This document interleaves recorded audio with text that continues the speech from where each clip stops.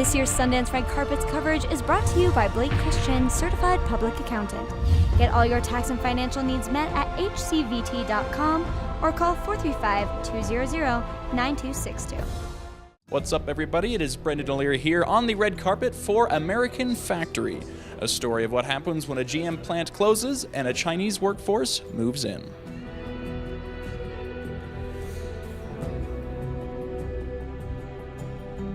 The film, The Last Truck, in some ways this feels like not necessarily a sequel of sorts, but a continuation of that story. It is exactly that, and that's kind of the first chapter of American Factory is The Last Truck. And actually, I don't think we would have been able to make American Factory without having made The Last Truck, both in terms of the trust that we got because people really thought The Last Truck captured the devastation that happened, and because we knew so many people who worked in that plant. So yeah, it's very much connected. We were sad we had to make that film because it was a very hard time. You know, when the economy crashed and the General Motors plant closed and our town was really devastated. And the next chapter was the Fuyao plant opening in the same place. It's a moment in time. You know, the 3 years that we filmed was tumultuous, but it'll be a record of this very hard attempt to pull this off. So it's good. It's history. For us, it came in that it was a new manufacturing company coming in to really revitalize Dayton, Ohio, and it was going to hire a lot of people. So the similarities with a big company hiring a large amount of people, that was the similarities. It's kind of a somber comment because I still work with people that worked at GM, and they feel exactly the same way as I do. I mean, it's no parallel at all, just the building itself.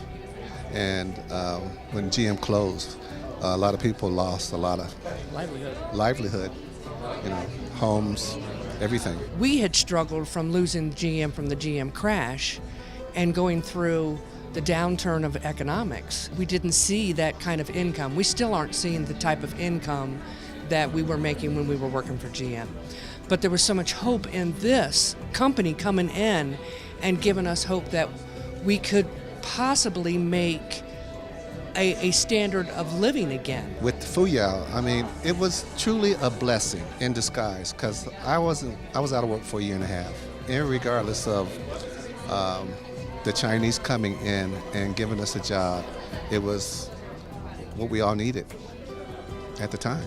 Our hope started to fall apart once we found out all of the difficulties of the cultural differences, of the management style, of work ethics, watching them go through so many employees they'd hire and fire. Part of my thing about really getting so involved with getting the union in there, it was the way that some of the people were treated. What was your experience like participating in this documentary and being a part of the factory, the subject of the film? 首先我是 He never felt bothered by the filming experience. He just does whatever he normally does at work, and he always felt this is a friend, like right from the start. So it's an enjoyable experience for him. What do you think the future is like for the people that live there? Do you think that this is the economic reprieve that they need, or do you see hard times ahead for Dayton, Ohio? Well, you know, I think workers have to get organized. You know, I think people have to try to more so trust the person they're working next to and get organized and have a voice and have some agency. Dayton, Ohio is definitely coming back. The future is uncertain. You know, there's globalization pressures. There's demand for more productivity from everybody. There's automation as you know, robots are moving in and that's taking jobs. So the future is uncertain. And there's no easy answer. Is there anything that you want the audience to take away from this film after they watch it? Or is there anything that you want them to understand about the factory or your working there?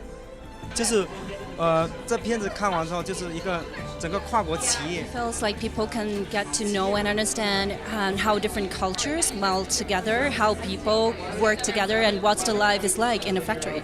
I would hope that anyone that views this film would see the difference in styles, the difference in cultures. I mean, no pros, no cons. We're all human beings, and we all have to make a living, and we're all human. That's what we're hoping. That's what we want. As ever, we hope you enjoyed. This is Brendan O'Leary at Park City Television. Stay tuned for more Sundance and Slamdance coverage.